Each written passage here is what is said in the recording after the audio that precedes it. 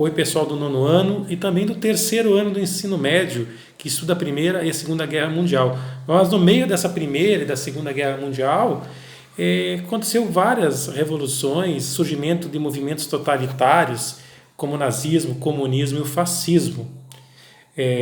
Primeiro vamos falar do fascismo. Em 1919, na Itália, dois italianos fizeram o chamado Manifesto Fascista, que é muito parecido com o Manifesto Comunista de Karl Marx e de Friedrich Engels, né? Eles estão muito parecidos. Ali, no Manifesto Fascista, tem direitos trabalhistas, como férias remuneradas, jornada de trabalho de 8 horas, tem também imposto progressivo para as empresas, tem até coisa absurda, como confisco de bens de instituições religiosas. Olha só, o fascismo, que é muito acusado de ter se unido à Igreja Católica, mas, na verdade, o fascismo foi um grande perseguidor de religiosos. Queria até o confisco de bens da igreja. E também, uma palavra que é muito usada nos dias de hoje, é você taxar as grandes fortunas. Isso já está lá no Manifesto Fascista de 1919. A gente vê políticos aí de esquerda hoje usando aquele discurso que nós temos que taxar os grandes empresários, taxar os grandes lucros das grandes empresas. Isso já está lá no Manifesto Fascista e também no Manifesto Comunista de Karl Marx do século XIX. Então há muitas semelhanças no Manifesto Fascista e do Manifesto Comunista. Então, em 1919 surge o Manifesto Fascista. Em 1922, Benito Mussolini ele ganha as eleições na Itália de forma democrática. E ganhando as eleições de forma democrática, ele acaba se tornando ali um homem importante dentro do governo italiano. Logo, ele vai começar a dominar todos os setores da sociedade italiana. Mussolini chega a dizer que a filosofia fascista ensina que é tudo no Estado e nada fora do Estado. Um Estado coletivista, um Estado anti-individual. A etimologia da palavra fascista vem do fascis, seria um fasce romano, né, que seria uma vara, né, forte, entrelaçada, simbolizando a força do coletivo. Presta atenção no meu dedo. O meu dedo sozinho é fraco, mas se ele fica com com dedos, ou com 2 dedos, ou muitos dedos, nas 2 mãos, ele se torna forte. Esse forte aqui, significa o coletivismo, o coletivo, e o individual é pequeno, portanto é fraco. Seria bom se isso fosse para beneficiar o cidadão, mas não, o fascismo é para beneficiar o Estado.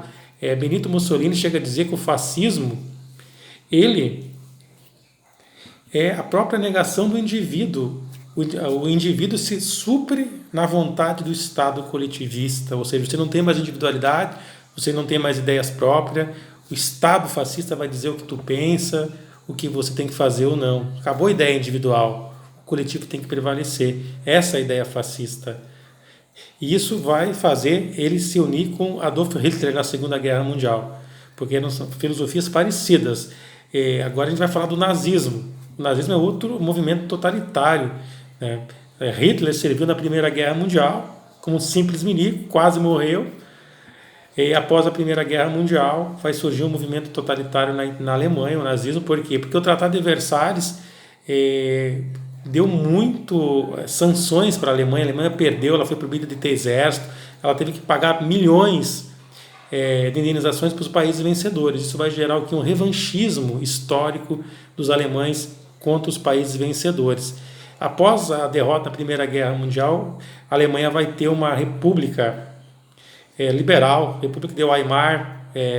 Os liberais não souberam, na época, conter os avanços dos movimentos totalitários que estavam surgindo na Alemanha. O liberalismo que tentou ser colocado na Alemanha, sem uma tradição alemã de entender o liberalismo, vai gerar o quê? Vai gerar que os nazistas vão começar a dizer assim, olha, os liberais aí, eles obedecem o capital estrangeiro, obedecem os países que nos humilharam na Primeira Guerra Mundial. Aí vai fazer o sentimento nacionalista alemão se tornar forte, aí vai surgir um grande orador dentro do partido nazista, que é o Hitler, né? E o Hitler vai começar a galgar poderes dentro do partido nazista, até que primeiro ele se torna chanceler alemão, e depois, né, ele faz em 1934, chamada A Noite das Facas Longas, onde ele vai mandar assassinar um monte de nazistas que não concordavam com a ideia dele, um monte de sociais-democrata, ele vai fazer um expurgo dentro do partido nazista, deixar só os radicais igual a ele no comando do partido. Em 1938, a chamada Noite dos Cristais, onde ele vai mandar queimar sinagogas, vai mandar matar judeus na Alemanha, perseguir, expulsar judeus da Alemanha. Ali ele já vai começar a arquitetar o seu plano maléfico de colocar judeus em campo de concentração.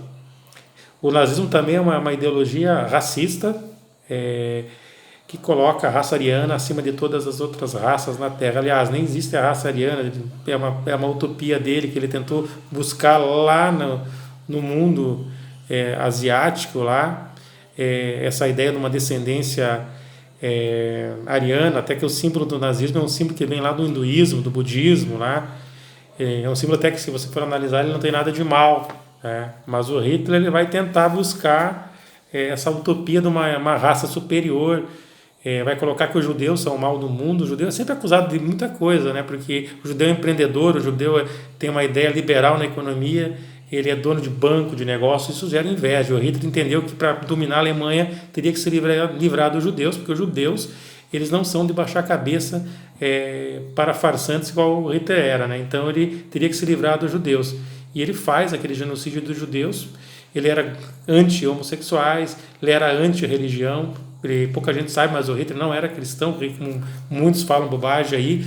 O Hitler era esotérico e ocultista, até batizava pessoas no nome dele. Então o nazismo surge aí, com revanchismo histórico, que deu origem ao fim da Primeira Guerra Mundial.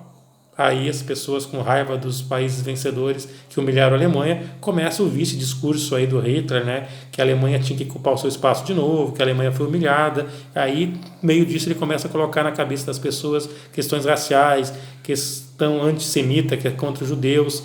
E aí vai dar totalmente palanque para ele crescer e se tornar o grande chefe da Alemanha. E para terminar, outro regime totalitário é o comunismo. O comunismo vai surgir lá no Manifesto Comunista de Karl Marx, que é muito parecido com o Manifesto Fascista de 1919. O Manifesto Comunista de Karl Marx e Friedrich Engels, no século XIX, ele colocava que a propriedade privada teria que ser extinta, ele colocava imposto progressivo sobre o capital, ele colocava que o Estado tinha que ser grande, controlar a economia, deter os meios de produção, muito parecido com a ideologia fascista, né? E o comunismo nasce ali na Primeira Guerra Mundial, ali no meio dela, na Revolução Russa, na chamada Revolução de Outubro de 1917, quando os bolcheviques destituem o governo provisório e começam a sua ditadura do proletariado, a coletivização agrícola, onde vão matar milhões de russos. Lenin morre, depois vem o Stalin aumenta a perseguição, começa a surgir os gulags, que eram um campo de concentrações onde as pessoas eram colocadas, aquelas que não concordavam com o regime comunista. Hitler chega até a copiar esse modelo dos gulags para colocar os campos de concentração dos judeus. Então o comunismo, o nazismo e o fascismo são 3 regimes totalitários. E foi avisado sobre isso pela escritora Hannah Arendt, a judia Hannah Arendt. Ela chega a comparar o ovo da serpente, né? Que essas 3 ideologias, nazismo, fascismo e comunismo, são ideologias totalitárias, são irmãs gêmeas no quesito totalitário. As 3 juntas mataram, por baixo, umas 150 a 200 milhões de pessoas no século XX. O século XX é o século mais sangrento da história da humanidade. Por isso que a gente tem que entender uma frase dita lá por Thomas Jefferson, que o preço da liberdade é a eterna vigilância. Se você quer ser livre, você quer ter o direito de estar aqui na internet vendo esse vídeo, acessar o teu Facebook, teu Twitter, teu WhatsApp, ouvir a música que você quer, usar a roupa que você quer, ir no shopping no fim de semana. Pensa uma coisa, né? Vigiem os totalitários. Os totalitários sempre querem acabar com a nossa liberdade, ter o Estado como ideal. Eles acham que o Estado tem que controlar o indivíduo, que o indivíduo é um mero ser, que sua individualidade é suprida para dentro do coletivismo. Os totalitários não aceitam pensamentos divergentes, não aceitam que você pense diferente, eles estão o tempo todo tentando tirar a nossa liberdade. Mas isso é coisa lá da Segunda Guerra Mundial? Não. A China comunista existe até hoje, as pessoas são vigiadas pela internet, são colocadas em prisões, em campos de reeducação, porque desafiam o Partido Comunista. Cuba, até hoje, as pessoas não saem do país sem permissão do governo cubano. Coreia do Norte, hoje quase ninguém consegue sair daquele país. A Coreia do Norte é um verdadeiro campo de concentração, é um país em espécie de campo de concentração, que ninguém sai de lá sem autorização do governo.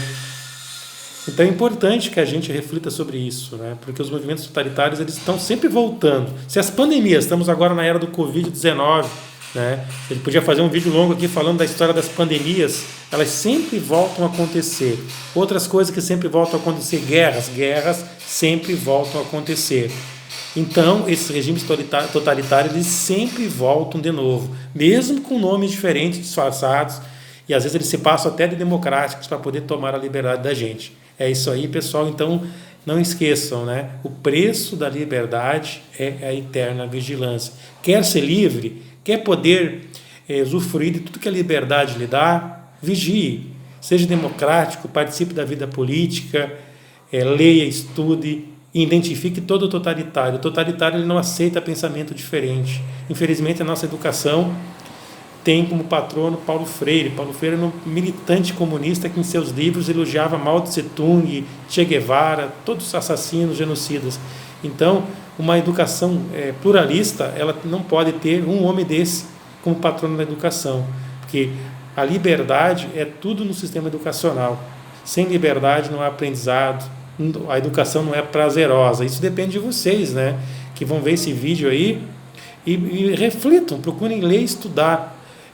As Origens do Totalitarismo, de Hannah Arendt, é um livro que você consegue baixar até pela internet, comprar em livrarias, é um livro bem grande, mas que todo jovem deveria ler, entender como a nossa liberdade está ameaçada, mesmo nos dias de hoje.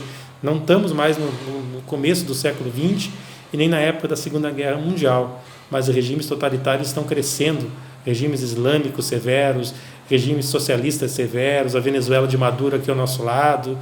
Então, porque se o povo não vigiar, a gente vai perder as nossas liberdades. Lembre-se, os fascistas do passado desarmavam seus povos. Os homens que amam a liberdade, eles dão ao povo o direito de se defender e ter armas, né? Isso não é nenhuma invenção de nenhum presidente. Isso é constado na história. Todo ditador desarma seu povo. E todo libertário, todo aquele que defende a liberdade, dá o direito ao seu povo ter liberdade de expressão, liberdade de pensamento e liberdade de defesa. Um grande abraço a todos e pesquise um pouquinho mais sobre esses 3 regimes totalitários: fascismo, nazismo e comunismo.